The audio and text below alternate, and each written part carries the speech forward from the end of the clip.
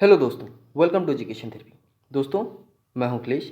दोस्तों, आज हम जो गति के 3 समीकरण हम जानते हैं या मैंने आपको पढ़ाया है, या अगर आप नहीं जानते तो इस वीडियो में भी जान लेंगे आप। तो जो गति के तीनों समीकरण हैं उनका संबंध किस तरह से है, क्योंकि हम ग्राफिकल वे में गति के समीकरणों को हल भी करते हैं या निकालते हैं, कह सकते हैं कि उसको डिराइव करते हैं।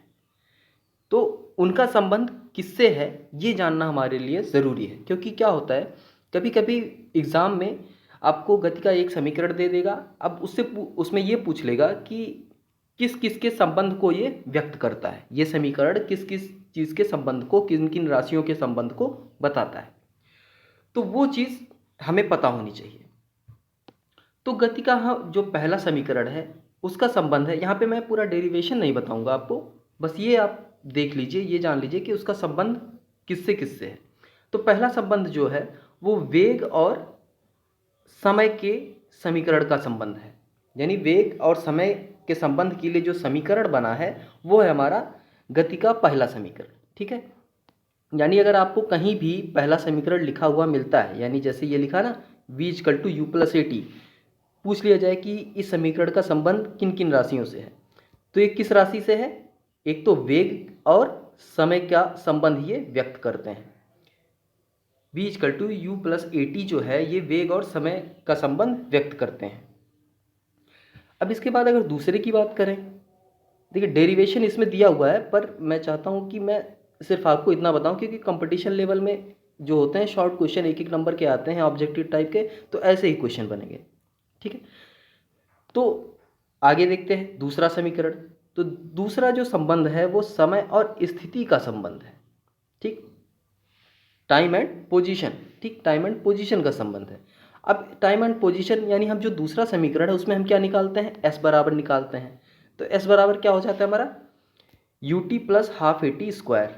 यानी एस बराबर हो गया पोजीशन, बाकी समय तो है ही है टी। देखिए टी यहाँ भी है, टी यहाँ भी है, तो ये समय और पोजीशन को व्यक्त करता है। ठीक, तो दूसरा समीकरण हमारा हो जाएगा किसका? समय और स्थिति का संबंध बताएगा। इसी प्रकार देखिए ये जो भी है ये इसी ग्राफ से सारा डेरिवेशन हुआ है। जितने भी गति के समीकरण हैं वो सारे इसी ग्राफ के द्वारा हल किए गए हैं।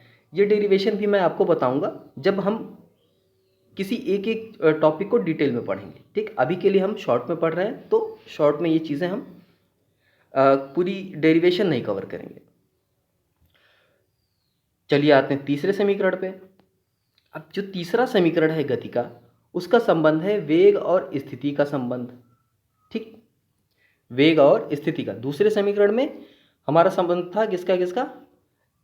समय और स्थिति का, यानी उसमें समय और पोजीशन का था, टाइम एंड पोजीशन, और इसमें वेग और स्थिति। जो लास्ट हमारा तीसरा समीकरण है गति का, वो वेलोसिटी एंड पोजीशन का संबंध रखते हैं। तो तीसरा हमारा जो समीकरण है वो क्या है? तीसरा समीकरण है हमारा 2as बराबर v² - u²। ठीक है, 2as बराबर v² - u²। तो कोई पूछे कि गति का जो तीसरा समीकरण है इसका संबंध किससे है, तो हम कहेंगे वेग और समय से। किसे है? वेग और समय का संबंध इसमें है। तो ये तीनों पॉइंट हमारे दिमाग में होने चाहिए, हमें याद होने चाहिए। हो सकता है कि आपके जो विज्ञान का आपका पेपर होने वाला है, एडेड जूनियर का, मे भी हो सकता है एक नंबर में एक सब क्वेश्चन आ जाए। तो ये छोटी छोटी चीज़ें हैं, दिमाग में होनी चाहिए, इसलिए मैंने इस पर एक छोटी सी वीडियो भी बना दी है, ताकि बाई चांस अगर छूट रहा हो तो आप इसको एक बार पढ़ लें। तो आज के लिए बस इतना ही, मिलते हैं नेक्स्ट वीडियो में, तब तक के लिए धन्यवाद।